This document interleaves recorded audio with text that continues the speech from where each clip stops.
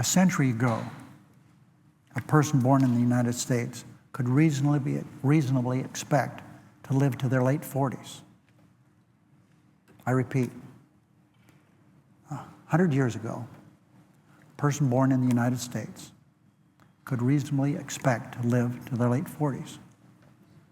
Today, most people born in the United States can live till their late 70s and early 80s. That's the way it is. Look how things have changed over these last 100 years. Imagine adding more than 3 decades of life expectancy just in this period of time.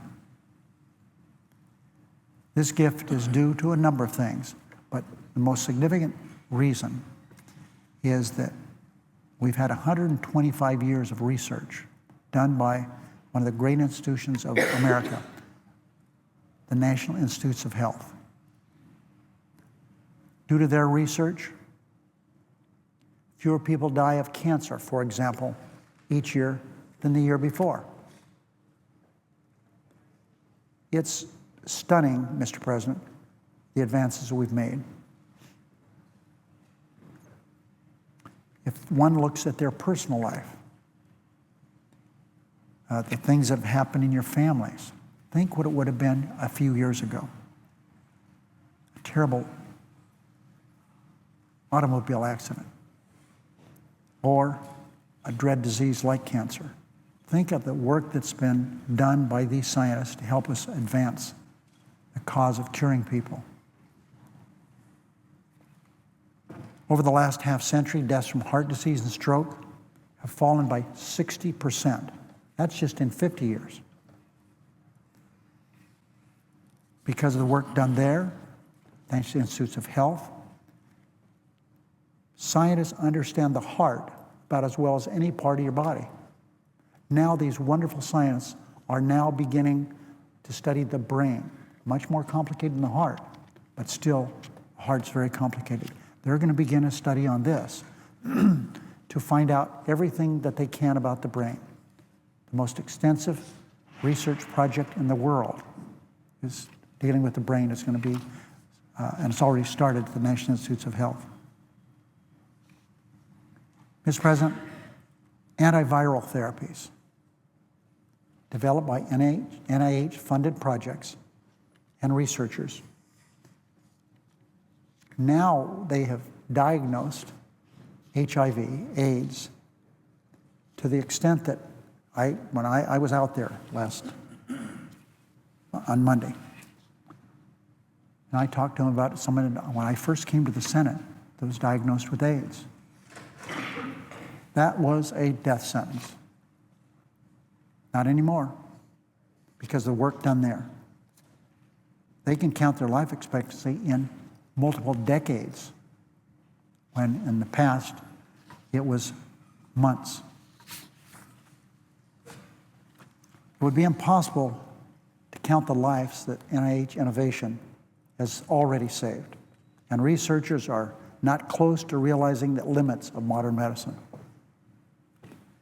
I was fortunate to have the opportunity, as I indicated, to visit the facility on Monday morning. These facilities in Bethesda, Maryland, are stunningly important to visit, to witness the fascinating work that they do there. I toured the clinic, one of the clinics where the best medical researchers in the world are trying to solve the world's most elusive medical mysteries. There's 27 different institutes that make up the National Institutes of Health. They're studying diseases that have yet to be identified, let alone be cured. They have one institute, that's what they deal with, on diseases they don't know what the cause of them is. They have, I met a little girl there, 7 years old, beautiful child. They're trying to figure out why she has the problem she has. They've made some progress, but they don't know yet. And once they identify, and they've found reasons in that young lady and others that are certain things that are missing, and I'm not a scientist and I can't probably do justice to this, but there are certain things in the body, gene sequencing in the body, that something's missing. or something's added like a protein that shouldn't be there. Now, they can identify this, and that's tremendous that they can do that. But on a number of these diseases, they're still, even though they've identified what causes it, they don't know for sure how to fix it. But that's what they're doing there. In addition to the work being conducted by the nearly 6,000 scientists that work there, these are labs located on their campus, and it's a huge campus. They award not only to the work that they do there, but they award thousands of grants each year to more than 300,000 researchers across the country. Most of them are university-based, but not all of them. These scientists are seeking the next breakthrough for treatments that they can do with drugs and even cures. They're reaching out for the next advancement will, to borrow Abraham Lincoln's words, add years to our lives as well as life to our years. But today, the crucial life-saving work at NIH is in jeopardy. The arbitrary, across-the-board cuts of the mean and arbitrary sequester have hit NIH very, very hard. The institutes have cut $1.55 billion from their budget this year alone. Think of the work that is not being done there because of that. The little girl that I met there. Think of the work that is not going to be done with little girls and boys like her, because there's this year alone, $1.5 billion cut from their program. What this means, among other things, NIH will award 700 fewer grants this year than last, putting the next revolutionary treatment at risk, whatever it might be. And faced with diminished funding opportunities and uncertain future, promising young scientists are abandoning the research field altogether. The person that is the director of the National Institutes of Health is Dr. Francis Collins, the father of the gene sequencing that we now look in the future to curing literally every disease. This wonderful man, who, Mr. President, could make a fortune by moving out of his scientific endeavors, has decided that's his life's work. But not only does Dr. Collins feel that way, but everyone that works there. They're doing things to help us, our families, our friends, America, and literally the world. And it's very, very sad to me that these wonderful people are dedicating their lives to not how much money they can make, but how much better they can make people feel and what they can do to cure diseases, are looking for other places. Mr. President, someone that works for me here in Washington, his best friend is one of the leading experts, if not the leading expert in the world, on a disease called melanoma, cancer. And he's not applying for grants anymore at NIH because you can't do this work on a 1 to 2 year basis. It has to be a long term so you can do the research. It's happening all over. And not only that, Mr. President, people who work there are leaving the institution. NIH researchers are currently studying cancer drugs that zero in on a tumor with fewer sickening side effects. And I say that, sickening side effects.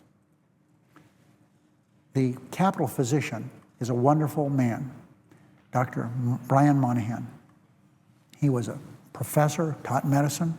He's a Navy admiral, and he is board certified in hematology, internal medicine, and oncology. And as some know, my wife has been through a pretty brutal bout with breast cancer. He told me that, and Lander was really sick lots of times, really, really sick. But he said, just a few years ago, they had to admit women to the hospital because they couldn't stop vomiting because of the medicine they were taking We've made progress there. That doesn't happen often anymore, Mr. President. As sick as my wife was, she wasn't as sick as she would have been a few years ago. At this wonderful facility, they're developing a vaccine that could fight every strain of influenza without a yearly shot, saving money and lives. The man head of the institute's there on a blackboard, really a green board, with a piece of chalk. He drew a picture and which showed me and my staff what happens when influenza strikes. And the reason we need now a yearly shot for flu. But we're very close to having one shot to take care of flu all the time. This flu isn't anything to not worry about. 1918, 100 million people died because of flu around the world, 100 million. So we have a couple of brands of flu right now that are potentially very, very damaging. And these scientists are very close to having a vaccine that will take care of flu shots, take care of flu with one shot for always. They're conducting clinical trials that will help identify and treat those at risk of developing early onset Alzheimer's, leading to more successful treatment of this costly and debilitating disease. Mr. President, many, many years ago, I was at an event in Las Vegas, and next to me was a physician, and I was a new senator, and he said, "You and Congress need to do something about Alzheimer's. Otherwise, you're going to bankrupt America." And with people living longer, there's more Alzheimer's coming all the time. We've made progress. We still have a long ways to go. These innovations have the possibility not only to save lives, but to save us all billions of dollars each year on medical care. The NIH has made an intellectual and economic leader the world over. Everybody looks at NIH as the premier research facility for disease. But the senseless, meat-axe, unfair cuts that we call Sequester puts all NIH does at risk. Mr. President, as we, this wonderful, great country of ours, is slashing investments in medical research, slashing, our competitors are redoubling their efforts. China, 25% increase in medical research. We're cutting billions. In just 2 years with this Sequester deal, we will cut almost $4 billion. China is increasing theirs by 25%. India by 20%. South Korea, Germany, Brazil, 10%. And we're whacking ours, cutting them. These wonderful, wonderful scientists. As these countries, and all they're trying to do is try to duplicate our success, replicate our success. We're banning, while they're doing that, we're abandoning the investments that brought us to where we are.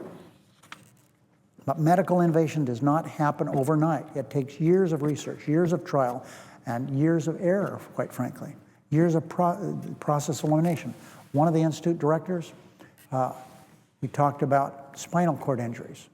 We're making progress. But something they thought a few years ago worked really well, further tests said it works only a little bit, not like they thought it would. Even when scientists know the cause of a disease, as I've indicated, they've figured out some of this with gene sequencing, it takes an average of 13 years to develop a drug to treat that. These short-sighted cuts to research funding will cost us valuable cures tomorrow. And while these costs may not be felt this month, this year, or even this decade, their long-term consequences will be grave. Now, we say may not be felt this month.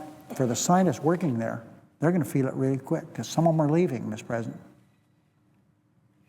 Imagine if we had neglected our commitment to finding effective treatments for cancer, heart disease, or stroke a few decades ago. Imagine if we had abandoned investment in treatments for HIV and AIDS in the 80s and 90s.